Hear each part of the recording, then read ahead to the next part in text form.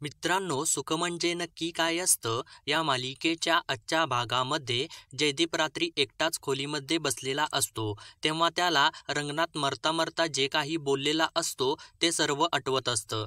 तर अम्माने सांगितलेले शब्द त्याला आठवत असतात आणि त्याला खूप त्रास होत असतो. तेव्हा गौरी बाहेरून दरवाजा वाजवू लागते आणि मी किती वेळा आली आहे, तू इतका का विचार करत आहेस, दरवाजा उघड की असं बोलत असते. तरी सुद्धा जयदीप दरवाजा उघडत नाही. तर गौरी जयदीपला, तू जोवर दरवाजा उघडत नाहीस ना, तोवर मी इथेच बाहेर उभी राहणार आहे असं सांगते. तेव्हा जयदीप विचार करतो आणि आपल्या जागेवरून उठून जाऊन दरवाजा उघडतो. तर दरवाजा उघडल्यानंतर गौरी दरवाजाच्या बाहेर तिथेच झोपलेली असते.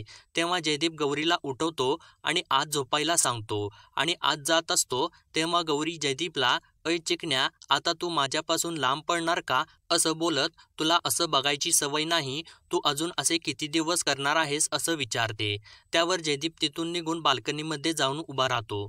तर गौरी त्याच्या मागे जाते आणि जयदीपला, बाकी सगळं जाऊ देत, पण तुझं आणि माझं नातं बदलू शकणार आहे का असं विचारते. आणि तुझं आणि माईदादांचं नातं बदलू शकणार आहे का, इतक्या वर्षांचं तुमचं नातं असं एका दिवसात बदलू शकेल का असं विचारू लागते.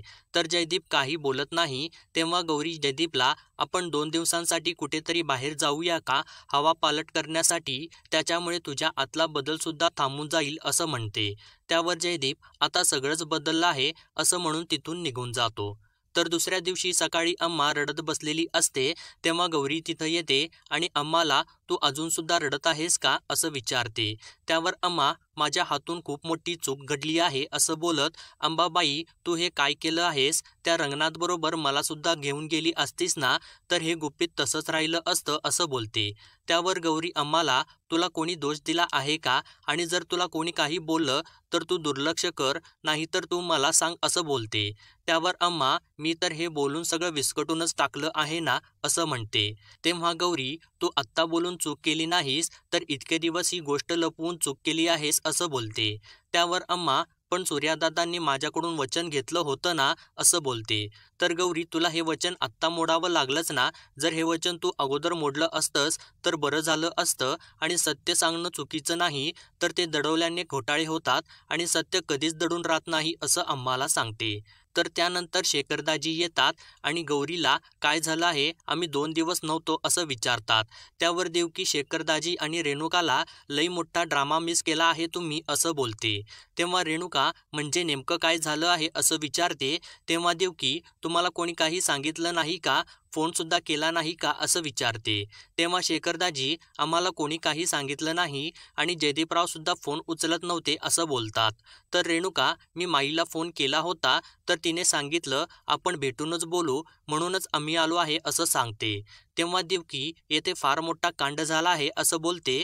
तर शेखरदाजी, नेमकं काय झालं आहे असं बोलत, जयदीपराव कुठं आहेत असं विचारतात. तेव्हा गौरी शेखरदाजींना, तो बाहेर गेला आहे आणि असा एवढा मोठा काही सुद्धा कांड झाला नाही असं सांगते. इतक्यात उदय आणि मल्हार तिथं येतात. तर उदय शेखरदाजींना, थोरले जावई बापू कसे काय आले आहेत असं बोलतो. तेव्हा रेणुका, थोरले म्हणजे काय, आता इथे धाकले कोण आहेत असं बोलू लागते. त्यावर शालिनी उदयला, यांना अजून काही सुद्धा माहिती नाही असं सांगते. तेव्हा मल्हार शालिनीला, ते सांगायची जबाबदारी तुम्ही घेऊ नका असं बोलत, तुम्ही आता उठून बसा की आपले दाजी आले आहेत ना असं बोलू लागतो. त्यावर शालिनी, ते सारखे सारखेच इथं येतात म्हणून काय मी उठून बसायचं का असं बोलून मल्हारचा पचका करते. तर शेखरदाजी मल्हारला, ते राहू देत, आम्हाला काय झालं आहे ते सांगाल का असं विचारतात. तर रेणुका, माई कुठं आहे असं विचारते. तेव्हा दादा तिथं येतात आणि मालकीनबाई देवळात गेल्या आहेत असं सांगतात. तर मल्हार शालिनीला, दादा आले आहेत असं सांगतो. तेव्हा शालिनी, ते पण सारखे सारखेच येतात म्हणून काय आम्ही झोपायचंच नाही का असं बोलून डोळे उघडून बघते. तर खरंच दादा आलेले असतात आणि दादा दिसल्यानंतर ती उठून उभी राहते. तेव्हा दादा खाली बसतात. तर शालिनी दादांना, तुम्ही एकटेच आले आहे का, जावई बापू कुठे आहेत असं विचारते. त्यावर शेखरदाजी रागाला येतात आणि शालिनीला, तुमचं मगाचपासून काय चाललं आहे, माझ्या रंगावरती जाऊ नका, मी एवढ्या उजेडात सुद्धा तुम्हाला दिसना झालो आहे का असं विचारतात. त्यावर देवकी हसू लागते आणि शेखरदाजींना आता तुम्ही एकटेच जावई बापू नाही या घरातले, या घराला अजून एक जावई मिळाला आहे असं बोलते. तेव्हा दादा देवकीवरती ओरडतात आणि तुम्हाला जरासुद्धा दम धरणा झाला आहे का असं बोलतात. त्यावर शालिनी दादांना आज ना उद्या यांना कळणारच आहे ना, जे गुपित आपल्याला एवढ्या वर्षांनी कळालं ना ते तर यांना लगेचच समजलं पाहिजे असं बोलते. तर रेणुका शालिनीला काय झालं आहे असं विचारते. तेव्हा शालिनी रेणुकाला तुम्ही ऐकण्याच्या अगोदर आजूबाजूला आधार शोधा, तुम्हाला लई मोठा धक्का बसणार आहे असं बोलून शेखरदाजींना तुम्हाला तर डबल धक्काच बसणार आहे असं बोलते. आणि आपली आम्मा आहे ना, ती आपल्या घरातून 5 लाख रुपये चोरून एका माणसाला द्यायला निघाली होती, तेव्हा आम्ही तिला पकडली होती आणि त्यानंतर तिने सांगितलेले जयदीप माईदादांचा मुलगा नाही, तो सूर्यादादांचा मुलगा आहे आणि गौरी दादा आणि माईंची मुलगी आहे, हे सर्व सत्य त्या दोघांना सांगते. त्यावर शेखरदाजी आश्चर्यचकित होतात आणि गौरीला हे सगळं खरं आहे का असं विचारतात. तेव्हा गौरी शेखरदाजींना हे खरं असेल किंवा खोटं असेल त्याने आपल्याला काय फरक पडतो असं बोलते. त्यावर शालिनी गौरीला तुला फरक पडत नसेल पण आम्हाला फरक पडतो असं बोलते. तर रेणुका दादांना हे सगळं खरं आहे का असं विचारू लागते. त्यावर दादा रेणुकाला अम्मानेच सांगितलं आहे तसं आणि त्यांना तर खोटं बोलायची काय गरज आहे असं बोलतात. त्यावर शेखरदाजी म्हणूनच जयदीपराव माझा फोन उचलत नाहीत का असं बोलतात. तर शालिनी ते तर कोमामध्येच गेले असतील असं बोलत काल अम्माने जे काही सांगितलं ते रचून सांगितलं का खरं सांगितलं आहे ते आपल्याला शोधून काढायला पाहिजे असं बोलते.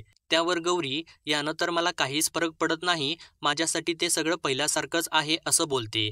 तेव्हा शालिनी ते काही सुद्धा नाही, सत्य काय आहे ते समोर आलंच पाहिजे आणि त्याच्यासाठी एकच उपाय आहे, माई दादा गौरी जयदीप यांची DNA टेस्ट झालीच पाहिजे असं सांगते. तर ते ऐकल्यानंतर सगळ्यांना धक्काच बसतो आणि सर्वजण शालिनीकडे बघू लागतात. तेव्हा गौरी त्याची काही सुद्धा गरज नाही, काय होणार आहे यानं, माझं आणि माईदादांच्या बरोबरचं रक्ताचं नातं आहे का नाही तेच सिद्ध होणार आहे ना, पण याच्यासुद्धा पलीकडचं माझं नातं आहे त्यांच्याबरोबर असं बोलते. तेव्हा उदय हा भावनेचा विषय नाही, हे आपलं कुटुंब आहे, सगळ्यांचा विचार करायला पाहिजे. हे सगळं करून आम्हाला कळणार असेल की तू आमची धाकटी बहीण आहेस का जयदीप आमचा धाकटा भाऊ आहे तर काय हरकत आहे असं गौरीला बोलतो. तेव्हा रेणुका ते खरंच आहे असं बोलून गौरीला तू माझी धाकटी बहीण आहेस का असं विचारते. त्यावर शालिनी ते अजून ठरायचं आहे असं रेणुकाला बोलू लागते. तेव्हा दादा शालिनीवर ओरडतात आणि अजून काय करायचं आहे, आम्हाने स्वतःनेच सांगितलं आहे ना हे सगळं असं बोलतात. तेव्हा शालिनी ते आम्ही सुद्धा ऐकलं आहे, पण एवढं मोठं गुपित कालच कसं काय अम्माने सांगितलं, घरात कितीतरी वेळेला एवढं मोठं रामायण झालं होतं ना, पण कालच कशी काय ती बोलली असं दादांना म्हणते. त्यावर मल्हार शालिनीला अम्माचा नाइलाज झाला म्हणूनच तिला हे सत्य सांगावं लागलं असं बोलतो. तेव्हा शालिनी मला काहीच हरकत नाही, जर गौरी खरंच दादा आणि माईंची मुलगी असेल तर मग DNA टेस्ट करण्यासाठी ती का घाबरत आहे असं म्हणते. त्यावर गौरी प्रश्न घाबरायचा नाही, याची काही गरजच नाही असं शालिनीला सांगत असते. इतक्यात जयदीप तिथं येतो आणि गौरीला मला सुद्धा असंच वाटत आहे की आपण DNA टेस्ट करायला पाहिजे असं सांगतो. तेव्हा गौरी जयदीपला पण तुला का गरज वाटत आहे या टेस्टची असं विचारते. तर जयदीप मला माहिती आहे आम्हा कधीच खोटं बोलणार नाही आणि मला रंगनाथने स्वतः ही गोष्ट सांगितली आहे, तरीसुद्धा खात्री करून घेण्यासाठी आपण DNA टेस्ट करून घेऊया असं बोलतो आणि तिथून निघून जातो. तर त्यानंतर शेखरदाजी जयदीपच्या खोलीमध्ये जातात आणि जयदीपला हे कसं काय शक्य आहे, ही काय पिक्चरची स्टोरी आहे का, हे तर सगळं खोटंच आहे असं बोलू लागतात. तेव्हा जयदीप शेखरदाजींना दाजी असं म्हणतो आणि आता मी तुम्हाला दाजी तर कसं हाक मारू असं बोलू लागतो. तेव्हा शेखरदाजी जयदीपला मी तुम्हाला इतका परका झालो आहे का असं बोलू लागतात. तेव्हा जयदीप शेखरदाजींना म्हणजे आपण आता साडू झालो आहे ना असं बोलतो. तर शेखरदाजी जयदीपला ते सगळं जाऊ देत, तुम्ही मला दाजीच म्हणा पण फक्त माझं म्हणणं व्यवस्थित आहे का, मला यामध्ये सुद्धा शालिनी वहिनीचाच डाऊट येत आहे असं बोलतात. तर जयदीप तसं काही नाही, हा तर सगळा नियतीचाच खेळ आहे, दादासाहेब शिर्के पाटलांचा मुलगा म्हणून मी इतके वर्ष हे सगळं प्राऊडली मिरवलं होतं, पण रंगनाथच्या एका बोलण्याने सगळं काही गळून पडलं असं बोलतो. तेव्हा शेखरदाजी ते शक्यच नाही, तुम्ही DNA टेस्ट कराच आणि त्यामध्ये माझंच बोलणं खरं होणार, तुम्ही दादा आणि माईंचे चिरंजीव निघणार हेच सिद्ध होणार असं सांगत असतात. तेव्हा शालिनी मागून आलेली असते आणि त्यांचं बोलणं ऐकते आणि शेखरदाजींना आम्हाला सुद्धा तेच पाहिजे आहे असं बोलत अम्मा जे काही सांगत होती ते काही आम्हाला पटलेलं नाही. स्वतःचं महत्त्व वाढवण्यासाठी तिने हे सांगितलं असेल असं सांगते. त्यावर शेखरदाजी, मला तर यात वेगळाच डाऊट येत आहे. अम्माने स्वतःहून सांगितलं आहे का तिला कोणी बोलायला लावलेलं आहे असं शालिनीकडे बघून बोलतात. त्यावर शालिनी शेखरदाजींना, तुमचा टोमणा मला कळाला आहे असं बोलते आणि सगळे अगोदर माझ्यावरतीच संशय घेणार म्हणूनच मी DNA टेस्ट करायला सांगितली आहे असं बोलते. तर जयदीप टेस्ट करायची आहे असं सांगतो. त्यावर शालिनी जयदीपला, आजच्या आजच टेस्ट करून घ्या, माझ्या ओळखीचे एक डॉक्टर आहेत आणि ते आपल्याला लवकरच रिपोर्ट देतील असं सांगते. त्यावर जयदीप, मला चालेल असं शालिनीला सांगतो. तेव्हा शालिनी तिथून निघून जाते. तर शेखरदाजी जयदीपला, या बाईचं मला काही कळतच नाही, हिच्या कोणत्या बोलण्यावरती विश्वास ठेवायचा आणि कोणत्या नाही, याच्यावर तर 4 लोकांनी PhDच करावी लागेल असं बोलतात. तर दुसरीकडे देवकी शालिनीकडे जाते आणि तुम्ही तुमच्या स्वतःच्या हाताने पायावरती धोंडा मारून घेतला आहे असं बोलू लागते. तेव्हा शालिनी देवकीला, तू हुशार नाहीस तेव्हा समोरच्या माणसाने डाव टाकल्यावर त्याच्यावरती तरी विश्वास ठेवायचा असं बोलते. तर देवकी, तुम्ही मला समजावून सांगा असं म्हणते. तेव्हा शालिनी, नशिबाने आपल्यावरती डाव टाकला आहे आणि तो परतवायसाठी मी हा डाव टाकला आहे असं बोलते. तेव्हा देवकी, मला जरा विस्कटून सांगा की असं शालिनीला बोलते. त्यावर शालिनी, आता DNA टेस्ट करायची आहे ना, तेव्हा मी माझ्या ओळखीच्या डॉक्टरांना ती टेस्ट करायला सांगणार आहे असं बोलते आणि जयदीप त्यासाठी तयारसुद्धा झाला आहे असं सांगते. तेव्हा देवकी खुश होते आणि आता माझ्या लक्षात आलं, तुम्ही त्या टेस्टचे रिपोर्ट फिरवणार आहे ना असं बोलते. तेव्हा शालिनी, ते खरं आहे असं सांगते. तर देवकी, पण काहीतरी अघटित घडलं तर आपण काय करणार असं बोलते.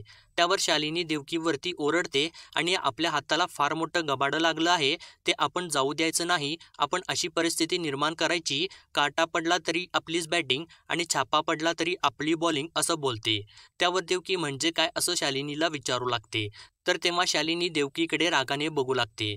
तर दुसरीकडे रेणुका गौरीला, कसलं भारी झालं आहे, आपण दोघी जर खरंच बहिणी बहिणी असलो ना तर किती मजा येईल असं बोलते आणि मला लहानपणापासूनच वाटायचं की आपल्याला एखादी बहीण असावी, माझ्या मनाचं जाणून घेणारं कोणी सुद्धा नव्हतं असं बोलते.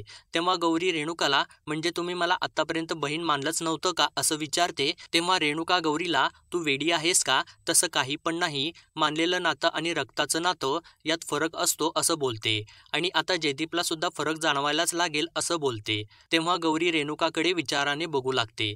तर मित्रांनो, पुढील भागामध्ये आपण पाहणार आहोत, दादा, माई, जयदीप आणि गौरी DNA टेस्ट करण्यासाठी चाललेले असतात. तेव्हा शालिनी डॉक्टर भद्रेंना फोन लावते आणि आमची माणसं तिकडं पोहोचत आहेत, लक्षात ठेवायचं की गौरी माई दादांची लेक आहे, असा रिपोर्ट द्यायचा नाही असं सांगते. तर त्यानंतर जयदीप गौरीला, तुला तुझं मूळ सापडलं आहे, तुला तुझ्या हक्काची माणसं मिळाली आहेत, माझ्याबरोबर तर उलटच झालं आहे. इतक्या वर्ष मी ज्या माणसांना आपलं समजत होतो ते मला आपले समजत होते, ते सगळंच खोटं निघालं असं बोलतो. तर मित्रांनो, असेच डेली अपडेट पाहण्यासाठी आपल्या चॅनलला सबस्क्राईब करा.